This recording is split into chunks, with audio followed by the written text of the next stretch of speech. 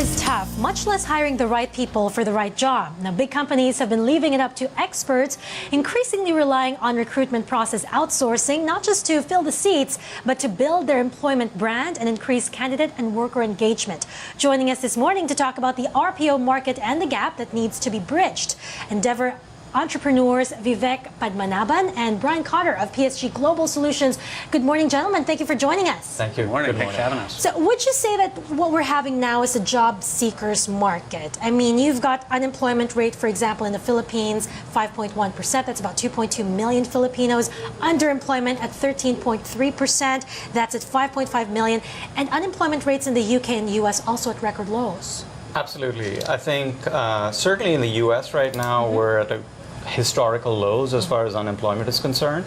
But in the Philippines, I think over the last 15 years or so, it's very much been a job seekers market with the advent of the BPO industry and demand far outstripping supply for qualified labor. So this trend is something that we foresee continuing, which is great for the Philippine labor force. How do we become a hot candidate for jobs? What are the most in-demand qualities now? So it depends on the job, but let me maybe try and answer this in a little bit of an abstract sense, right? So in terms of skills, first make sure that you have the right set of skills for the job, but it doesn't end with skills. You definitely need to bring the right attitude to the job, right? Especially as you move into more complex roles, your ability to learn the culture of the company, what the client's needs are, et cetera, matter a lot. So attitude matters quite a bit. In an interview setting, to be able to credibly demonstrate those two things matters. So anyone can say, I have the skills and I have the right attitude, but can you credibly back it up? And finally, in order to be successful on the job, so it's one thing to get a job, it's a completely different thing to succeed at the job. So once you land that job, can you actually deliver on these promises that you've made, right? So those are the things that would make you, well, not just a hot candidate, but also a successful one after you get the job. So you've been in this business for over 10 years. You started this in 2008. Yep. And how does the business model work?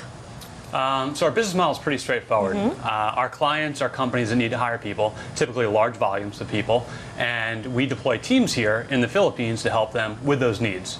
And so we support industries from healthcare to blue collar and everything in between.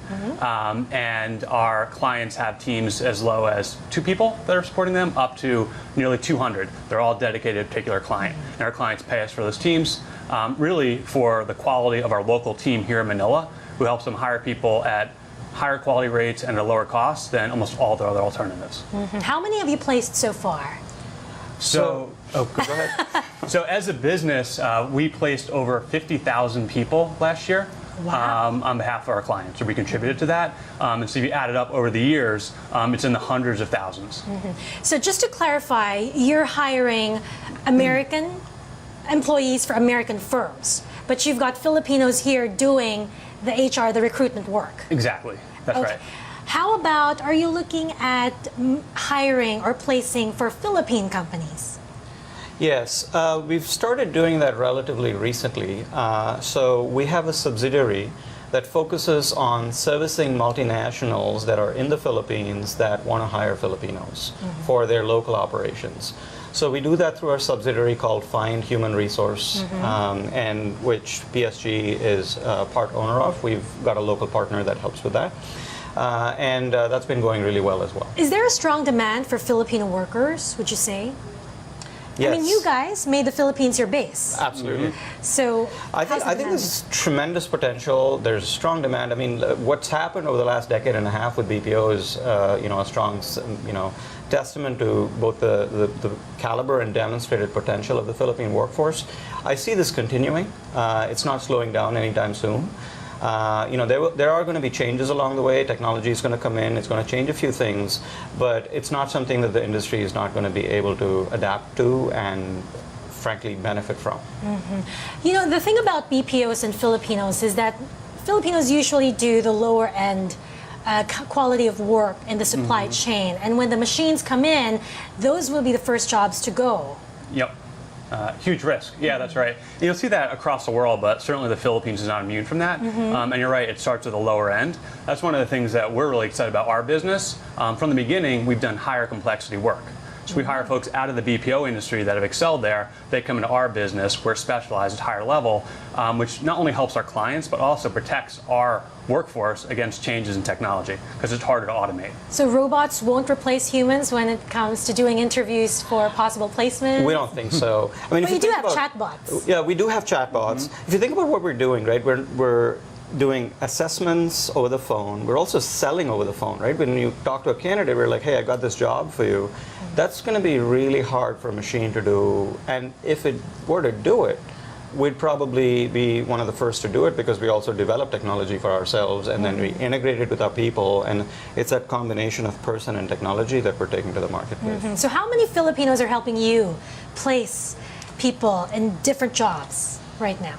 How big is your team? So we've got about 1,300 people on our team here in the Philippines. So about 900 of those are recruiters and researchers, and the balance are in various positions of leadership, from team managers to managers and executives and support roles. I imagine that the key performance metrics, and you mentioned this earlier, would be the cost per hire and the length of time it takes to hire. Yes. What are your numbers? So for our internal team, so some of that stuff we don't share, but we do know for our clients there's a laundry list of metrics. Cost per hire is typically the most important one, and for us it ranges anywhere from under $100 per hire for high volume blue collar type positions to several $1,000s per hire for higher end IT type positions, and everything in between. In almost every case, we can deliver a cost per hire that is 30% to 50% better than almost any other alternative that our clients have. That's why they use us. How has the gig economy changed the landscape for you guys? I mean, now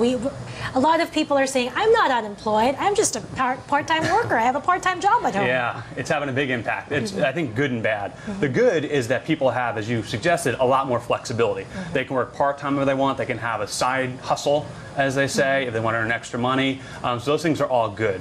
The bad is that the benefits of traditional employment, traditional jobs, sometimes evaporates. So there's not training on the job typically. There's not coaching. Career progression dissolves. And so the fear is that there's going to be a whole class of people, whole segment of people, that are going to be stuck doing the same work for a long time, which isn't great.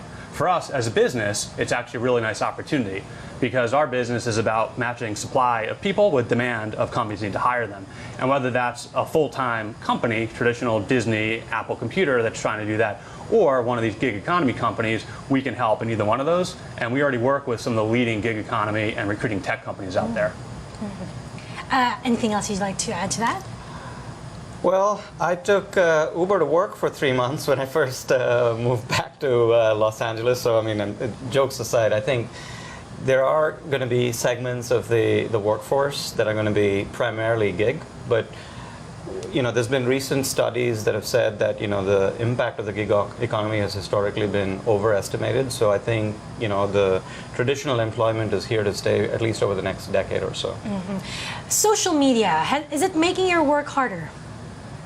Not at all. We actually love it. Because now there are websites like LinkedIn. Yeah. We can connect ourselves. Yeah. I mean, taking out the middle guys. No. So what's happening with, even if you think about LinkedIn, right? So there are very sophisticated ways of operating on places like LinkedIn and Facebook and whatever, and we're doing that. So we use something called RPS, which is LinkedIn's product for recruiter professional services. With Facebook, we've got marketing, and then we've integrated a chatbot to pick up the leads from the marketing and then engage using Messenger with the candidates.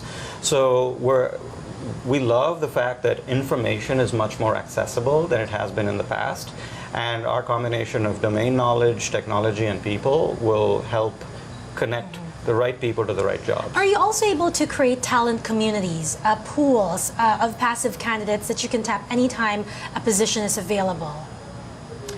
Yes. Our database is now probably about 1.5 million candidates. Just waiting to be placed? Waiting to be placed, and who we've placed in the past that at some point will want to switch from job A to job B. We engage them, we nourish them over time, and hopefully we'll find them their next job. Last year we placed about 50,000 people in the U.S. Into various jobs, and that's growing with every year. So it's a good business to be in. This Endeavor Network, how is it helping you guys run this business, run the show? It's been incredibly helpful. So for us, we were one of the early Endeavor companies here in the Philippines, which we're incredibly honored to be part of. And just in terms of understanding the local market here and also connecting to the different Endeavor entrepreneurs around the world, we were down in Mexico City when we were first starting out, and just meeting the people that are running businesses across an incredibly wide variety of sectors is incredibly helpful to see their perspective on what we're doing. It's been great. I'll just add maybe one other thing. Part of the reason we also joined Endeavor is we firmly believe in the give back aspect of things. And our business is now 10 years old. We've gotten quite a bit of scale, and we're very much interested in paying it forward and investing in the next generation of entrepreneurs. The Philippines has been great to us. I'm Indian, he's American. We both came here from the outside, and we'd love to continue to invest in the Philippines and what it means for us. Okay, and we'd love to have you here in the Philippines. Thank you very much, gentlemen, for joining us. It was great to have you on the show. Thank you very much.